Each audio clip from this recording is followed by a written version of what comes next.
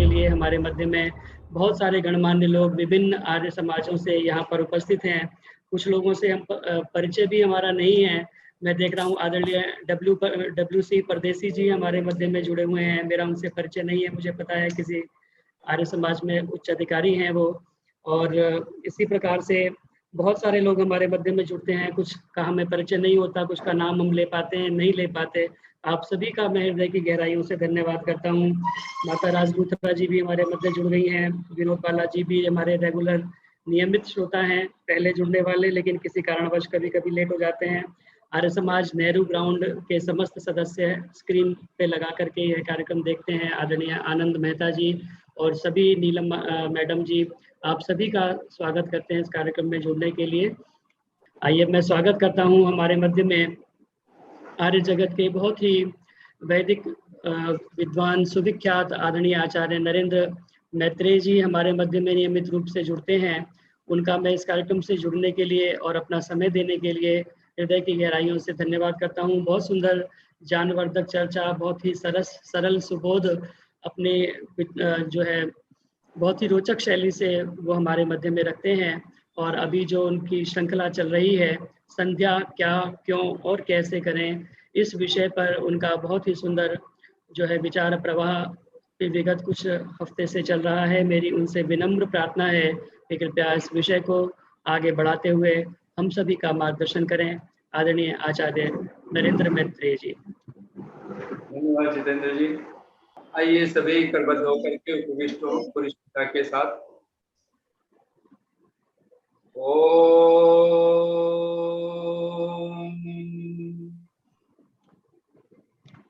मधोमन्मे निक्रमणम् मधोमन्मे परायणम् वाचा वदामि मधुमत् भूयासं मधुसन्दृशः। ॐ नमः शम्भवाय च मयो भवाय च नमः शङ्कराय च मयस्कराय च नमः शिवाय च शिवतराय च। ओम शांति शांति शांति। आर्य समाज नगर निगम क्षेत्र फरीदाबाद आर्य केंद्रीय सभा और पूरे फरीदाबाद के सभी समाजें, सभी अधिकारी वर्ग, महिला समाज, पुरुष समाज और पूरे भारतवर्ष से, दिल्ली आदि सभी प्रांतों से, देश से विदेश से उपस्थित सभी धर्मप्रिय सज्जनों, मातृशक्ति, हम लोग काफी समय के साथ संध्या यानी उपासना, ईश्वर की उपासना, ईश्वर की स्तुति, ईश्वर की प्रार्थना, ईश्वर की निकटता, ईश्वर का ध्यान क्या है, क्यों करें, कैसे करें, और इस पर हम लोगों ने विशद चिंतन किया है। और मूलतः एक बात हमारे मस्तिष्क में बैठ जाए, इस जगत में सुख का, शांति का स्रोत अगर कोई है, अगर हम सचमुच में पीसफुल लाइफ चाहते हैं, हैप्पी लाइफ चाहते हैं, इसका एकमात्र कोई सीक्रेट हो सकता है, कोई रहस्य, कोई सार सूत्र हो सकता है, वह एक ही सूत्र है, और वो है हम अपने हृदय में स्थित ईश्वर को जान जाए, उसका ध्यान करें, उसकी उपासना करें, उसकी निकटता में बैठें, सतत उसका ही प्रतिपल ध्यान बना रहे, तो समझना चाहिए कि फिर हम जीवन में सचमुच में दुखों से, झंझावातों से हम कहीं फिर बाहर हो पाएंगे। और संध्या शब्द का ऋषि ने बहुत सुंदर उसकी जो व्युत्पत्ति, संध्यायते संध्यायन्ति वा यस्याम, संधि वेलायाम, कहते हैं यस्याम सा संध्या, जो संधि वेला में, जो रात्रि और दिवस की दोनों प्रहर के, यानी प्रातः काल की सूर्योदय से पूर्व और सायंकाल सूर्यास्त के पश्चात घड़ी भर कम से कम हम बैठे परमात्मा के चिंतन में, और वही क्षण है जब हम उसके साथ होते हैं। वह उपासना क्या करती है। और ऋषि दयानंद तो अनेक जगह पर कि ईश्वर की जो मनुष्य, ये पुरुषार्थिन मनुष्या ईश्वरोपासका, कहते हैं जो पुरुषार्थी हैं, ईश्वरोपासक हैं, ईश्वरस्य ध्यानं कुर्वन्ति ते अतुलाम श्रियम प्राप्नुवन्ति। वह अतुल श्री को, श्री नाम शोभा का है, श्री नाम भौतिक और आध्यात्मिक दोनों ही धन संपदाओं का जो नाम है, उसका नाम श्री है। और महर्षि देवदयानंद की सबसे बड़ी विशेषता है, जब धन की बात करते हैं तो सबसे पहले वो विद्या आदि धन की बात करते हैं। जिस व्यक्ति के जीवन में विद्या रूपी धन नहीं है तो उसके पास कुछ भी नहीं है।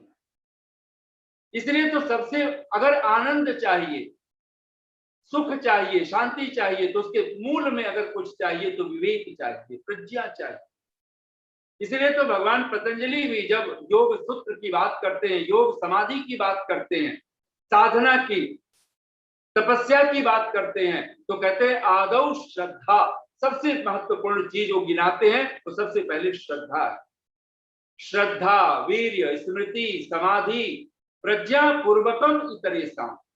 और सचमुच में अगर हमारे पास श्रद्धा है तो हम प्रज्ञा तक पहुंचेंगे, प्रज्ञाशील हो जाएंगे, प्रज्ञावान बन जाएंगे, हम ऋतंभरा प्रज्ञा से युक्त हो जाएंगे। और ऋतंभरा भी जो निरंतर सत्य को धारण करने वाली है। और इसीलिए तो भगवान की खुद स्वयं की वाणी है, श्रद्धया सत्यम आप्यते, तुम सम और न जग में मीत।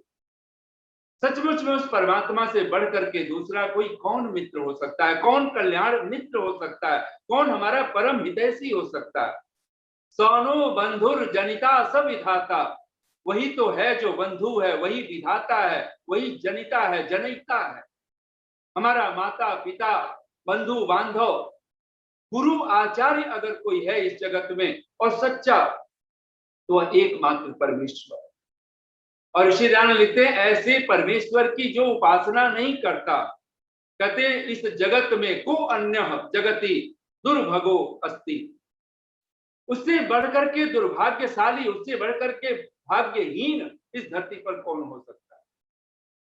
और वह परमात्मा जो एक है, निरंतर उसका ध्यान, उसकी संध्या, उसकी उपासना। और एक बात मस्तिष्क में प्रतिपल बिठा के रखें, जो ईश्वर की उपासना करता है, जो परमात्मा का ध्यान करता है, कहते हैं वही व्यक्ति घर परिवार के लिए, समाज के लिए, राष्ट्र के लिए वो हितकारक होता है, अन्यथा हानिकारक वह होगा ही व्यक्ति, चाहे जो व्यक्ति ईश्वर की उपासना नहीं करता।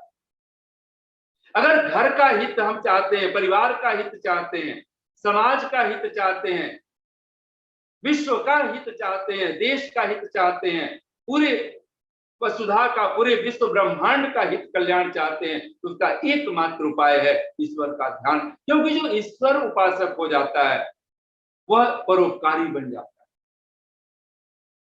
वह परमात्मा का कृपा पात्र तो बनता ही है, क्योंकि जो उसका हो जाता है।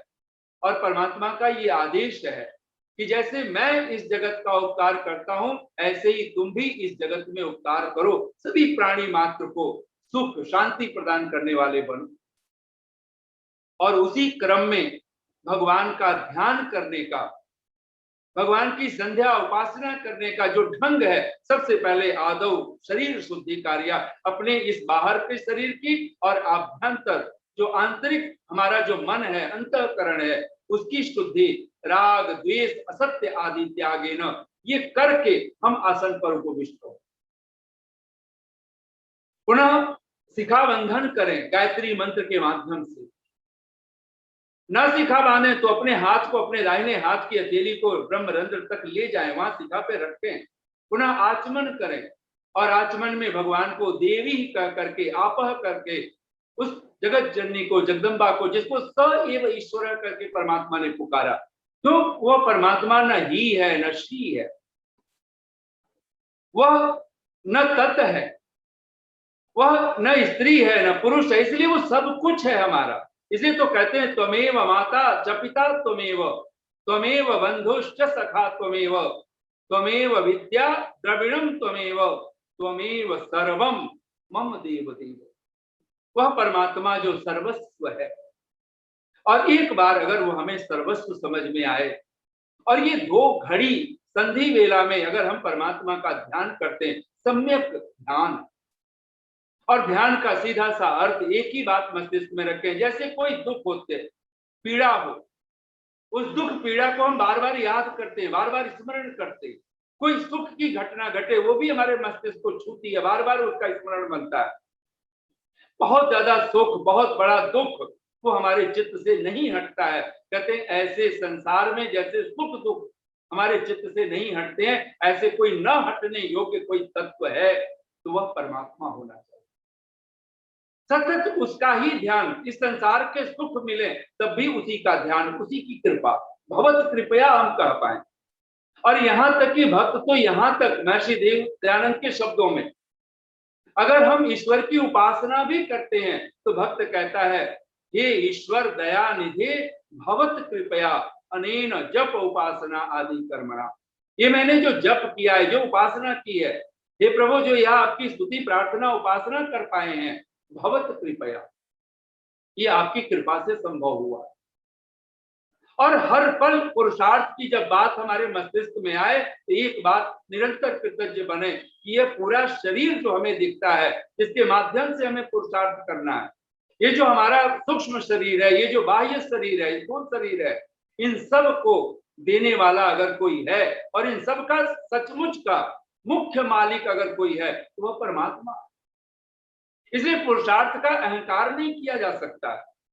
ये हाथ, ये पांव, ये सिर, ये मस्तिष्क, ये हृदय, सब कुछ उसी का तो है। तुम सम और न जग में मीत, छोड़ तुम्हें मन भावन, करूं कौन से प्रीत। ऐसे परमात्मा को छोड़ करके हम किससे प्रेम करें?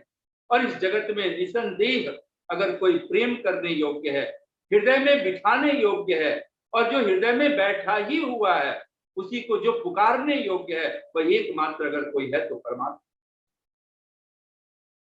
उसी से अभिश्रवंतु संयोह अभिश्रवंतु न, उसी से सुख की वर्षा और निसंदेह सुख की वृष्टि अगर होती है, सुख, सतत आनंद, सतत प्रसन्नता की घटना घटे। और भगवान कृष्ण कहते हैं संतुष्टः सततम योगी, जो उसके मार्ग पर चल पड़ता है, जो उससे युक्त होने लगता है, जो स्थित प्रज्ञ होने लगता है, संतुष्टः सततम, वह सतत संतुष्ट रहता है, सतत प्रसादित रहता है, सतत प्रसन्नता में ही, वो हैप्पीनेस में ही जीता है। इसे तो भगवान वेदव्यास जब श्रद्धा की व्याख्या करते हैं तो कहते हैं, आप सब अपने मन में बोलिए एक बार, श्रद्धा चेतसः संप्रसादः। सचमुच में जब श्रद्धा हमारी अंधश्रद्धा नहीं होती है, ब्लाइंड नहीं होती है, तब उस क्षण क्या होता है? तो कहते हैं श्रद्धा चेतसः संप्रसादः, हमारा मन, हमारा चित्त संप्रसादित होता है, आह्लादित होता है, प्रफुल्लित होता है, वो प्रहलाद बन चुका होता है हमारा मन। और प्रहलाद, जो जिसका मन प्रहलाद बन चुका हो, जिसका मन आनंद का स्रोत से मानो जुड़ गया, कहते वो परमात्मा से दूर कहां हो सकता है। इसलिए तो बार बार हम लोग जब सायंकाल सोने लगते हैं तो ऋषि का मानो ये पावन संदेश, जो उपदेश है कि हम इन 6 मंत्रों का पाठ करते हुए ही तो शयन करते। तन्मे मनः शिव संकल्पम अस्तु, हमारा मन शिव संकल्प हो, धर्मेष्ट हो, धर्म की कामनाओं वाला हो, धर्म को ही अपना इष्ट बनाने वाला हो। और ऋषि दयानंद इतनी श्रद्धा के साथ इस मन की व्याख्या करते हैं। अगर आप यजुर्वेद के 34वें अध्याय के 6 मंत्रों का एक बार अगर हम पाठ करें, और ऐसा मन जिसका बन चुका है, वह उसी मन से भगवान को प्रार्थना करता है। वाक वाक, प्राण प्राण, चक्षुष चक्षु, श्रोत्रम श्रोत्रम, नाभि हृदयम, कंठः शिरः, बाहुभ्याम यशो बलम, करतल कर पृष्ठे। और ये अपनी समस्त इंद्रियों को, और ऋषि लिखते हैं ईश्वर प्रार्थनाया स्पर्श कार्य। जब हम इन इंद्रियों का स्पर्श करें, जल ना हो तो कम से कम हाथ से ही आप अपने घर में बैठे हैं तो हाथों को अपने समस्त उन अंगों पर, इंद्रियों पर स्पर्श जरूर कीजिए। ऐसे ही ओम भुः पुनातु शिरसि, भुवः पुनातु नेत्रयोः, स्वः पुनातु कंठे, महः पुनातु हृदये, जनः पुनातु नाभ्याम, तपः पुनातु पादयोः, सत्यम पुनातु पुनः शिरसि। अपने सारे शरीर पर और वहां पे भी अगर जल है तो जल से सिंचन करें, अन्यथा इनको स्पर्श करते हुए प्रार्थना करें कि हमारा तन, हमारा मन, हमारी ये बुद्धि, हमारी इंद्रियां ये पावन हो, पवित्र हो। हे प्रभु, जैसे आप निर्दोष हो, निष्पाप हो, ऐसे मैं भी निष्पाप बन जाऊं। जैसे आप आसक्ति से रहित हो, ऐसे मैं भी आसक्ति से रहित होगा। काम, क्रोध, लोभ, मोह, इन वासनाओं से मैं भी कहीं दूर। मकसदे जिंदगी न हो यूं उम्र गुजार कर, मकसदे जिंदगी न खो यूं गुजार कर, अक्ल को होश से जगा, होश को होशियार कर। हम सारी जिंदगी, अपनी जिंदगी को ऐसे गुजार रहे हैं। मकसदे जिंदगी, जिंदगी का जो लक्ष्य है, मकसद है, और इस परमात्मा का एक ही, यह जो मनुज तन मन प्राण है, यह जो मनुज तन मन प्राण है, यह प्रभु मिलन का सामान। यह जो कुछ हमें मिला है, परमात्मा से मिलने का ही साधन मिला है, ये सामान मिला है। संत तो कह देते हैं साधन धाम मोक्ष कर द्वारा। ये जो तन मिला है, ये जो मन मिला है, ये साधनों का साधन है, महासाधन है, ये साधनों का धाम है। और सच में मोक्ष द्वार है, ये असली हरिद्वार है जो हमें ये मनुष्य का जीवन मिल गया। एक बार अगर ये बात मस्तिष्क में बैठ गई, और तब आप पाएंगे कि ये यहां तक आप अगमर्षण मंत्र, जैसे फिर प्राणायाम करते हैं सप्त व्याहृतियों से, ओम भुः, ओम भुवः, ओम स्वः, ओम महः, ओम जनः, ओम तपः, ओम सत्यम। अब ओम भू कहा, फिर ओम सत्यम, ये और सिर पे ही स्पर्श करके पहुंचते हैं, और ये सातों नाम भगवान के। तपः जब कह करके पुकारा तो कहते हैं जो दुष्टों को संतापकारी और ज्ञान स्वरूप है। और तपः पुनातु पाद योग, हम अपने चरण का स्पर्श करते, जैसे हम वहां पर भगवान को कहते हैं, और वहां पर जब मार्जन करते हैं तो चरणों का स्पर्श करते हुए हम कहते हैं तपः पुनातु पाद योग, हमारे चरण पवित्र हो। और ये हो सकता है जब हम परमात्मा की कृपा के साथ जीते, और हमारे प्राणों में जब वही बस जाए, परमात्मा ही बस जाए। इससे बढ़कर के प्राणायाम का कोई दूसरा आयाम क्या हो सकता है। जब प्राणों की दो ही तो गतियां मानी गई हैं, एक अधः गति, एक ऊर्ध्व गति। जब हमारे प्राणों में ये शब्द, स्पर्श, रूप, रस, गंध, ये पंच विषय जिनको तन्मात्रा कह करके पुकारा गया है, जब हमारे प्राणों में ये बसे हों तो समझो हमारे प्राणों की अधः दशा है, दिशा है। और जब हमारे प्राणों में परमात्मा बस जाए, जब हमारे प्राणों में सच्चिदानंद स्वरूप परमात्मा की आभा, उसी की कृपा, उसी के क्षण, हर क्षण उसी का मानो चिंतन, और इस अवस्था में जब हमारे प्राणों में वही हो तो कहते हैं कि वह प्राणायाम का ऊर्ध्व गति, प्राणों की ऊर्ध्व गति है, ऊर्ध्व दिशा है। इसलिए विषयों से प्राणों को हटा करके और ब्रह्म की तरफ, विषयों, ब्रह्म को ही विषय बना देना। और सचमुच में तब हम कह सकते हैं ध्यानम निर्विषयम मनः, तब हमारा मन निर्विषय जब हो जाए इन शब्द, स्पर्श, रूप, रस, गंध आदि से। और इसीलिए तो भगवान महर्षि कपिल कहते हैं, आप सब बोलिए अपने मन में एक बार, रागो पहतिर ध्यानम। जहां कहते हैं ध्यानम निर्विषयम मनः, ये भी महर्षि कपिल का सूत्र है, लेकिन बहुत पूरी श्रद्धा के साथ हमारे मस्तिष्क में बैठ जाए कि अगर ध्यान सचमुच में हम करना चाहते, कौन ध्यान कर पाएगा, कौन परमात्मा का ध्यानशील होगा? तो कहते हैं ध्यानम कौन? तो कहते हैं रागो पहतिर ध्यानम। क्या है ध्यान? तो कहते हैं राग का उपहत हो जाना। ये जो राग द्वेष है, ये हमारे चित्त से जब हट जाए, इसलिए तो भगवान कृष्ण कहते हैं जो स्थित प्रज्ञ होता है वो वीत राग भय क्रोध, उस व्यक्ति के, उस योगी के, उस समाधिस्थ पुरुष के चित्त से अगर कुछ विदा होता है तो वीत राग भय क्रोध, जिसके चित्त से राग विदा हो गया, भय विदा हो गया, क्रोध विदा हो गया। और राग हटते ही भय विदा होता है, राग हटते ही क्रोध विदा होता है। और ध्यान का, भगवत गीता अगर आपने पढ़ी है तो वहां पे आपने देखा होगा ध्यायतो विषयान पुंसः संगस्तेषुपजायते। जैसे मनुष्य, पुंसः पुरुष, ध्यायतो विषयान, जैसे विषयों का ध्यान करता हुआ, जैसे हमें कुछ शब्द सुनने को अच्छा लगता है और हमें संसार के ही शब्द सुनाए, कहाँ से रोटी कपड़ा मकान ये वो दुनिया भर के ऐसो आराम के साधन कहाँ से जोड़ें, और ऐसे शब्द ऐसे साधन हमें जहां से मिले, ऐसे इन शब्द का, स्पर्श का, रूप का, रस का, गंध का, यानी जो संसार के पंच विषय हैं, जब निरंतर इन्हीं की चिंतना बनी हुई हो तो कहते हैं संगस्तेषुपजायते, उनमें संग उत्पन्न होता, आसक्ति उत्पन्न होती।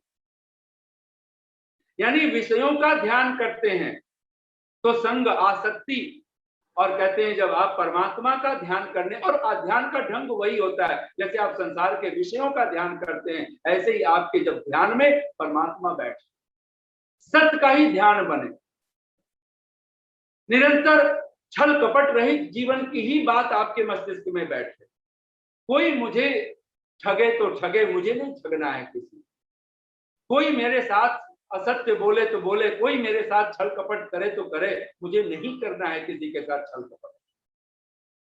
यह मस्तिष्क में जिस पल बैठ जाए, ध्यान देना कि वह आपके क्षण, वह ध्यान की एक अवस्था बनेगी। और हम लोगों ने विचार किया था अगमर्षण मंत्र तक आप आते आते प्रत्याहार सिद्ध हो जाता है। योग के 8 अंग जब आप चिंतन करते हैं तो योग के 8 अंग में सबसे पहले जब आप वाक वाक आदि बोलते हैं, अंग स्पर्श करते हैं, मार्जन मंत्रों का पाठ करते हैं, तब आप यम नियम की बात कर रहे हैं। और आप यम नियम के साथ अपने आप को जोड़ते हैं, सुबह भी जोड़ते हैं, शाम को भी जोड़ते हैं कि मेरे जीवन में यम नियम घट रहा है कि नहीं घट रहा है, मैं कुछ गलत आहार तो नहीं करने लगा हूं, क्योंकि गलत आहार गलत विचार का कारण बनता है और गलत विचार ही गलत आचरण का, गलत आचार का कारण है और कुछ दूसरा नहीं। इसलिए हमारा आहार गलत न हो, हमारे विचार गलत न हो, हमारे आचार गलत न हो, तो निसंदेह हम परमात्मा की कृपा के तत्क्षण पात्र बनने लगे। तो ये प्रत्याहार तक यहां जब आपने किया, उसके बाद यम नियम आसन, स्थिर सुखम आसन, जब एक आसन पर आप स्थिर होकर कम से कम घंटा भर आप बैठने का जब आपका पक्का अभ्यास हो जाए, बिना हिले डुले, आंखें बंद हों, कान में भी आपको शब्द सुनाई दें, तो आपके जो भगवान के मंत्र, भगवान के जो सूत्र आप बोल रहे हो, जिस पल ये घड़ी बन जाए कि आपको अपने ही वो भगवान की वाणी ही आपके कानों तक पहुंच रही है, आपकी प्रार्थना भगवान तक पहुंच रही, यही पुकार आपके मन में निरंतर चल रहा हो, और हाथ, इंद्रियां, आपके जो बाह्य शरीर है ये बिल्कुल शांत पड़ा हो, इसमें बार बार उद्विग्नता न हो, खिन्नता न हो। इसलिए तो कहा एकांत देश, जहाँ शांत स्थान हो, तो अपने घर में भी जहाँ मक्खी मच्छर आदि ऐसे न हो, इस तरह की व्यवस्था करके और आप सुंदर वातावरण में जब आप बैठते हो, फिर इस स्थिर सुखम आसनम, फिर प्राणायाम करते हैं जब आप, फिर प्रत्याहार, अगमर्षण मंत्रों का पाठ, और अगमर्षण को ऋषि दयानंद ने सहज रूप से स्वीकार किया है, पाप दूरी करणार्था मंत्रा, ये पाप को दूर करने का और पाप के दूर होने का एकमात्र सीधा उपाय है कि हम हर पल भगवान को अपने हाजिर नाजिर समझें। वही है हर पल, उसकी नजरों से हम बच नहीं सकते हैं, छिप नहीं सकते हैं। गौ सन्निषद्य यन मंत्र येते तद राजा वेद वरुण तृतीय, हम हर पल याद रखें कि हम कहीं भी बैठ करके, कहीं गुप्त से गुप्त स्थान पर बैठे हो, और दो गुप्त स्थान पर बैठ करके अगर कोई मंत्रणा कर रहा हो, कोई गुप्त विचार कर रहा हो, कहते हैं वहां तीसरा मौजूद है, और तीसरा कोई और नहीं, वह परमात्मा ही वरुण रूप में होता है। उसकी आंखों से हम नहीं बच सकते। सीसीटीवी कैमरे काम करें कि ना करें, ये सरकार तक पहुंचे कि ना पहुंचे, अधिकारियों तक पहुंचे कि ना पहुंचे, पर जो सचमुच में हमारे कर्मों का यथावत फल देने वाला अगर कोई है तो वह परमात्मा, उससे भयभीत हो। महात्मा प्रभु आशीष जी महाराज कहा करते थे, डरो वह बड़ा जबरदस्त है। और उन्होंने तो एक लौकिक अलंकारिक कथा भी, पूरी छोटी सी पुस्तिका है। और निसंदेह कौन डरे परमात्मा से? जब हम पाप करने की भावना से युक्त हों तब डरना चाहिए। जब पुण्य करें तो निशंक हो जाए, फिर तो वो माँ है, फिर तो वो पिता है, फिर तो वो गुरु है, फिर तो वो राजा है। लेकिन जब पाप करने लगे तो आपको डर बैठना चाहिए, फिर तो वो रुद्र है, फिर रुला करके छोड़ेगा, फिर तो वो रुद्र है, फिर तो न्यायाधीश है, फिर तो उसे सजा देते हुए क्षण मात्र भी, लेश मात्र भी वो कोई इधर उधर का कोई गुंजाइश नहीं छोड़ने वाला। इसलिए तो भक्त कह देता है, जो पंक्तियां हम लोग बार बार बोलते हैं, जब भय नहीं था तेरा भयभीत हो रहा था, जब से भय हुआ है तेरा निर्भय ही हो गया। उसके बाद मनसा परिक्रमा मंत्र, ये धारणा है, ये निश्चय हो जाना चाहिए मस्तिष्क में और शरीर में। जब ध्यान करते हैं तो आज्ञा चक्र पर, कंठ में, हृदय पर, नाभि पे, कहीं पर भी अपने चित्त को ठहरा करके और आपको ध्यान करना होता है। और वहां पे धारणा, देश बंध चित्त से धारणा सूत्र है भगवान पतंजलि का, कि शरीर के किसी भी अंग पे अपने, देश माने स्थान, इन किसी भी स्थान पर अपने चित्त को, जैसे खूंटे में रस्सी को पशु को बांधना होता है तो खूंटे से रस्सी से बांध देते हैं उस पशु। सुना है ना कि राजस्थान में कोई ऊंट लेके चलने वाला कोई व्यक्ति था, 100 ऊंट लेकर के वो चलता था। एक रात उसे ठहरना था तो 99 ऊंट उसने बांध दिए खूंटों से, और अचानक वो पाता है कि एक ऊंट के लिए न खूंटा बचा है न रस्सी बची है। अब वो बड़ा परेशान हुआ कि सारे, आखिर वो रस्सी खूंटा, तो रात में अंधेरा होने लगा था, अब कहाँ जाए क्या करे, तो सारे ऊंट बंध गए हैं, लेकिन वो एक ऊंट बिल्कुल वो परेशान है, और वो मालिक भी परेशान है कि क्या करे, कैसे बांधे। तो कहते हैं कि जो उनमें ही एक बुजुर्ग आदमी था, उसने कहा, भाई देखो, इसे तुम्हें बांधना है, अब इस समय तो न खूंटा है न रस्सी है, तो तुम्हें काम क्या करना है, झूठ मूठ की रस्सी लो, झूठ मूठ का खूंटा पैदा करो। बोले इससे क्या होगा? बोले इसी से बात बनेगी, नहीं तो रात भर ये ऊंट परेशान कर देगा।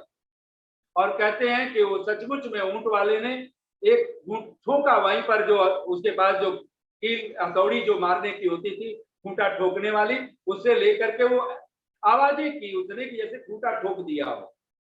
और उसके बाद उसने तत्क्षण फिर एक उसके ऊंट के गले में से जैसे रस्सी लपेट दी हो, और रस्सी लपेट करके उसको वैसे ही जैसे रोज बांधता था उसी तरह की एक्टिंग की उसने, अभिनय किया।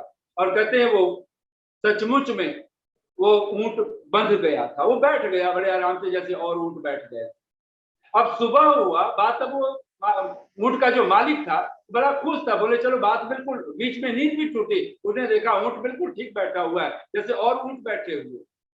मुसीबत तो तब हुई कि जब सुबह हुआ और वो ऊंट का मालिक अपने ऊंटों को लेकर के जब जाने लगा, चलने लगा, सब ऊंट खूंटों से, रस्सियों से खोल दिए गए थे, पर ये ऊंट बस जस का तस बैठा हुआ था। वो, और उसको कितना भी हिलाएं वो हिले ही नहीं, उसको हटाएं हटे ही नहीं। अंत में वो ऊंट का मालिक फिर परेशान हुआ, बोले अब मैं क्या करूं, इस ऊंट को कैसे उठाएं, कैसे यहाँ। तो जिस व्यक्ति ने सलाह दिया था उस ऊंट के मालिक को कि झूठ मूठ के खूंटा बांधो, झूठ मूठ की रस्सी से ऊंट को बांध दो, तो बोले जैसे तुमने और ऊंटों को खोला है और ऊंटों के खूंटे उखाड़े हैं, ऐसे ही एक्टिंग कीजिए, अभिनय कीजिए कि आप इसके खूंटे उखाड़ दिए, रस्सी खोल दी। और कहते हैं सचमुच में ऊंट का मालिक झूठ मूठ का ही उसने अभिनय किया, खूंटा खोलने का और वो रस्सी खोलने का, और सचमुच में देखता है कंगड़ाई लेकर के ऊंट उठ खड़ा हो, चल पड़ा वो भी। कहते हैं ऊंट का मालिक हैरान था लेकिन वहां से एक साधु वो देखता था, तो उसने देखा, उसने सचमुच कहा ये ऊंट कोई और नहीं है, ये आपका मन है। और इसको देश बंधा चित्तस्य धारणा, इस ऊंट को भी कोई देश चाहिए, कोई स्थान चाहिए अपने शरीर में। अगर आपको कहीं पर धारणा करनी है, राज्य चक्र में कीजिए, कंठ में कीजिए, हृदय में कीजिए, नाभि पे प्रदेश पे कीजिए, और कहीं ना कहीं आप अपने ब्रह्मरंध्र में कर सकते हैं। और यहाँ पर चित्त को बांधना होता है। ये जो मनसा परिक्रमा मंत्र है, प्राची दिशा में इसका जो अधिपति है अग्नि है। ओम प्राचीदिग्निरधिपति रसितो रक्षितादित्या ईशवः, तेभ्यो नमोधिपतिभ्यो नमो, रक्षितृभ्यो नमः, ईशोभ्यो नमः, येभ्यो अस्तु, योऽस्मान् द्वेष्टियं च वयं द्विष्मः, तं वो जम्भे दद्मः। अभी जो मंत्र है, ऐसे ही सारे मंत्र 6 दिशाओं में, प्राची में वह अग्नि है, वही परमात्मा अधिपति है, स्वामी है। दक्षिण दिशा में इंद्र रूप में और परम ऐश्वर्य का भंडार है। प्रतीची में वही वरुण है। तद राजा वेद वरुण स्थिति। उदीची दिशा में वही सोम है, सर्व जगत उत्पादक है, शांति प्रद है, शांति का दाता है, सौम्य है। ध्रुवा दिशा में, अधः दिशा में वही विष्णु है, वही सर्वव्यापक परमात्मा अधिपति है, राजा है। ऊर्ध्व दिशा में वही बृहस्पति है, बृहताम पति, जो बृहत आकाश आदि समस्त पदार्थों का बड़े से बड़े, यहाँ तक बृहताम वेदवाचम, जो बृहत वेद वाणी है, उसका जो अधिपति है, स्वामी है। और वहीं पर कहा इन सब दिशाओं में रक्षिता। पहले मंत्र में कहा असितः रक्षिता है, और कहते हैं कि जो ऊर्ध्वा दिशा की जब बात की है, तो वहां पर कहा स्वित्रः रक्षिता। वो जो स्वित्र है, शुद्ध स्वरूप है, ज्ञान स्वरूप है, वह परमात्मा रक्षिता, वो हमारा रक्षक है। और कहा पहले मंत्र में आदित्या ईश्वः, दूसरे मंत्र में कहा पितरः ईश्वः। ये अगर आप देखें अन्नम ईश्वः, तीसरे मंत्र में, चौथे मंत्र में कहा अशनि ईश्वः, विद्युत है। और विरुद्ध ईश्वः, आप जब ध्रुवा दिशा की बात करते हैं तो विरुद्ध यानी बृहस्पतियां। और ऊर्ध्वा दिशा में कहा वर्षम ईश्वः, वर्षा की बूंद। कि जैसे संसार में तप्त हृदय को, अगर इस संसार में खूब गर्मी पड़ रही है तो हमें क्या चाहिए होता है, कहीं बारिश हो जाए, कहीं ठंडी, कहीं शीतलता आ जाए। और निसंदेह सुख की वृष्टि भक्त चाहता है, और इसको करने वाला अगर कोई है तो वह परमात्मा है। और इसके बाद ही आप, और बार बार वहां पे ऋषि ने एक बात लिखी, अगर आप ऋषि के पंचमहायज्ञ विधि में पढ़ें, ये जो ईश्वर है करते क्या है, ये जो 6 मंत्रों में ईशु हैं, ये सब क्या करते हैं, तो कहते हैं पापियों के, पापी जो लोग होते हैं, यानी जो छल कपट से जिनका जीवन भरा हुआ है, यम नियम से रहित जिनका जीवन है, जो हिंसा में जी रहे हैं, झूठ में जी रहे हैं, कहते हैं ऐसे लोगों के जीवन के साथ क्या होता है, तो कहते हैं उनको बाणों के समान पीड़ा देने वाला। ये सारे ईशु बाण के समान पापियों को पीड़ा देने वाले हैं। और कहते हैं जो धर्मात्मा है, जो यम नियमों से युक्त हैं, जो योगांग का अनुष्ठान करने वाले हैं, कहते हैं उनकी वो रक्षा करने वाले। ये बाण रक्षक बन जाते हैं, यानी चीजें वही होंगी। इस संसार के सब वस्तु पदार्थ, एक पापी व्यक्ति के पास जब वही पदार्थ होता है तो उसके दुख का कारण बनता है, जब एक सज्जन के पास होता है तो वही उसके सुख का कारण होता है। संसार कहते हैं ना, देह धरे का दंड है, हर काहू को होए। और महर्षि देवदयानंद अथवा कोई भी ऋषि मुनि, कोई भी तीर्थंकर पैगंबर ये कहने को राजी नहीं है कि आपके जीवन में दुख नहीं आएगा, बल्कि सच तो ये है कि आप जितने महानता के कार्य करते चले जाएंगे, आपको दूसरों को भी लगेगा उन्हीं के ऊपर ज्यादा दुख है, उन्हीं के ऊपर ज्यादा पीड़ा है। पर सच तो ये है कि जो ऐसे लोग होते हैं वो कभी पीड़ा में होते ही नहीं। देह धरे का दंड है, हर काहू को होए, ज्ञानी भुगते हंस हंस कर, मूर्ख भुगते रो। जिस व्यक्ति के जीवन में दुष्टता है, उससे बढ़कर के मूर्ख इस धरती पर कोई और नहीं। और ऋषि दयानंद का ये वाक्य कठोर वचन है, ये याद रखिए हर समय, कि जो परमेश्वर की स्तुति, प्रार्थना और उपासना नहीं करता वह कृतघ्न और महामूर्ख भी होता है। तो जो महामूर्ख है वो कब सुखी हो सकता है? वो दुखी ही होगा।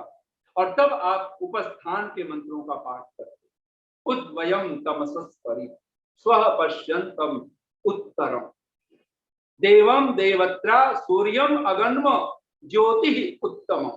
ऋषि दयानंद, और यह अद्भुत रूप से इन मंत्रों का जब आप पाठ करते हो, उपस्थान, ऋषि कहते हैं ईश्वर की स्तुति, प्रार्थना, उपासना करने के जो मंत्र हैं, और वो परमात्मा कैसा है? तमसः परि, वह अंधकार से परे है, वह ज्ञान अंधकार उसमें लेश मात्र भी नहीं है। भक्त भी चाहता है कि मैं भी जीवन में दुखी हूं, और इसीलिए वो सच्चिदानंद स्वरूप है, इसीलिए वह स्व है। और परमात्मा उत्तरम कह करके पुकारा है, सर्वेषाम लोकानाम दुखेभ्य उत्तारकम, सभी लोगों को, प्राणी मात्र को जो उसके उपासक बन जाते हैं, कहते हैं उनको दुखों से वो तार देने वाला है, उतार देने वाला, तृप्त कर देने वाला। और यहां तक कहा वह परमात्मा, तो यहाँ पे अगर आप उपस्थान मंत्रों में देखेंगे बहुत सारे विशेषणों से भगवान को याद किया। और कम से कम मैं आपको चाहूंगा, जहां आप लोग भजन तैयार करते हो, आप कम से कम ऋषि के ही कुछ शब्दों को, उनके ही अर्थों को पकड़ करके, और संध्या से अगर आप देखें तो देव, सविता, फिर सप्त व्याहृति में जो परमात्मा के नाम है भू, भुव, स्व आदि, फिर आप अगमर्षण में जैसे धाता, वशी कह करके पुकारा, फिर इन 6 मंत्रों में, मनसा परिक्रमा के मंत्रों में अग्नि, इंद्र, वरुण, सोम, विष्णु, बृहस्पति नाम से पुकारा। अब आप यहाँ पे देखें तो इसको स्व भी कहा है, तमसः परि भी कहा है, सूर्य कह करके पुकारा है, चित्रम कह करके पुकारा है, ये परमात्मा के नाम है। फिर आप ये उपस्थान मंत्रों में चक्षु कह करके पुकारा है, देवहितम कह करके पुकारा है, शुक्रम कह करके पुकारा है। यानी वह परमात्मा कैसा है? तो ऋषि दान का एक भाष्य है, आप सब बोलिए, यह उपासितः सन उपासकान अनुगृह्णाति। ऋषि लिखते हैं कि जो उपासित हुआ, यानी जो जिस परमात्मा की हम उपासना करते हैं, प्रार्थना करते हैं, अगर वो परमात्मा की उपासना हमने की है तो क्या करेगा? उपासकान अनुगृह्णाति, वह अपने उपासकों पर अनुग्रह करता है। जैसे पाप त्यागिनो निगृह्णाति लिखा है, पाप जो पाप छोड़ने वालों पर वह कृपा करता है, अनुग्रह करता है। कहते हैं ऐसे जो उसका उपासक बन जाता है उन पर वो अनुग्रह करता है। और भक्त तो भगवान से कहता है उद अगन्म। उद अगन्म का क्या अर्थ है? तो ऋषि वहां पर एक छोटा सा शब्द लिखते हैं, उत्कृष्ट श्रद्धावंतो भूत्वा भवंतम प्राप्नुयाम। सबसे बड़ी बात जो महत्वपूर्ण है वो है उत्कृष्ट श्रद्धा। भगवान पतंजलि, तर्क बहुत जरूरी है, सतर्क होना ही चाहिए। इस संसार में हम आए हैं तो बुद्धि विवेक होना ही चाहिए। वेदों में मंत्र आता है सनिम मेधाम अयाशिषम, ये प्रभु मैं उस मेधा बुद्धि को प्राप्त करूं। मेधा नाम बुद्धि का भी है, मेधा नाम धन का भी है। तो कहते हैं मैं सनिम मेधाम अयाशिषम, हे प्रभु मैं कौन सी बुद्धि की याचना करता हूं? तो सनिम, सनिम का अर्थ किया है जो सत्य और असत्य का विवेक कर देता है, जो क्या सत्य है क्या असत्य है, जो इन दोनों को विचार अलग अलग कर देने वाली जो बुद्धि है। यानी सहज रूप से विचार करें। हमारे मस्तिष्क में कहते हैं ना, जैसे हंस होता है नीर क्षीर विवेकी होता है, कि दूध का दूध पानी का पानी कर देने वाला। हंस मानसर भूला सनी पंख में चंचु, हंस मानसर भूला सनी पंख में चंचु, हो गए उजले परमट मैले, कंकर चुभने लगा वही जो मुक्ता चुभता पहले। हम भी अगर विचार करें तो ये कौन हंस की बात है? ये हम ही वो हंस है। हंस मानसर भूला, हम मानसरोवर को भूल गए हैं। हंस मानसर भूला सनी पंख में चंच, और हमने, और वो हंस जो मोती चुगता है, मानसरोवर में रहता है, कमल नाल के पास रहता है, कमल पुष्पों के बीच में रहता है, आज वो पंख में कीचड़ में और कंकर पत्थर वो चुग रहा, विषयों का कंकर पत्थर। हंस मानसर भूला सनी पंख में चंच, हो गए उजले परमट मैले, कंकर चुगने लगा वही जो मुक्ता चुगता पहले। मुक्ता नाम है मोती का, और संस्कृत भाषा में मुक्ति का ही नाम मोती है। जो सीप है, ये शरीर ही सीप है, इसमें मुक्ति का फल लग जाना चाहिए। उपस्थान के मंत्रों को जब आप पढ़ेंगे तो ऋषि दयानंद कहते हैं ये मनुष्य देह के ऊपर, ये मनुष्य देह वृक्ष की नाई है और इस पर 4 फल लग जाने चाहिए, धर्म, अर्थ, काम, मोक्ष। इसलिए ऋषि कहते हैं जब धन की बात, अर्थ की बात करते हैं तो धर्मजम धनम की बात करते हैं। जो धर्म से उत्पन्न होने वाला धन है वही अर्थ है, अन्यथा वो अनर्थ कहलाता है। जो अधर्म से आए, जो छल कपट से आए। हंस मानसर भूला सनी पंख में चंच, हो गए उजले पर मटमैले। जो सफेद पंख थे आज वो मटमैले हो चुके हैं, विषय वासनाओं के कीचड़ में धंस करके दलदल में धंसा पड़ा है। हंस मानसर भूला सनी पंख में चंच, हो गए उजले पर मटमैले। कंकर चुगने लगा वही जो मुक्ता चुगता पहले। क्षर में क्या ऐसा सम्मोहन जो अक्षर भूला। निसंदेह घड़ी पे नजर पहुंच गई है मेरी भी। और ये जब हम लोग बोलते हैं तो भूमिका बांधनी पड़ती है और लगता है कि समय अभी तो शुरू किया था, अभी तो समापन का समय आ गया। जीवन भी ऐसे ही लगता है, अभी तो मानो जीवन जीना शुरू किया था और लगता है कि नींद भी खुली न थी कि हाय धूप ढल गई।